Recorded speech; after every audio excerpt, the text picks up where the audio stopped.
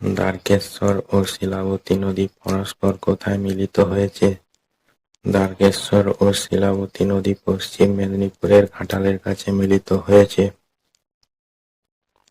সুন্দরবনের আতঙ্কের নদী কাকে বলা হয়?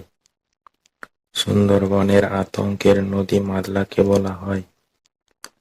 পশ্চিমবঙ্গের দুঃখ কোন নদীকে বলা হয়? পশ্চিমবঙ্গের দুঃখ দামোদর নদীকে বলা হয়। পশ্চিমবঙ্গে সর্বনিম্ন বৃষ্টিপাত হয় কোন জেলায়? পশ্চিমবঙ্গে সর্বনিম্ন বৃষ্টিপাত হয় পুরুলিয়া জেলায়।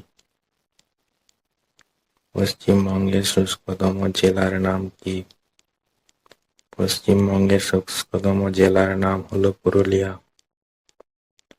আশ্বিনের ঝড় পশ্চিমবঙ্গে কোন ঋতুতে দেখা যায়?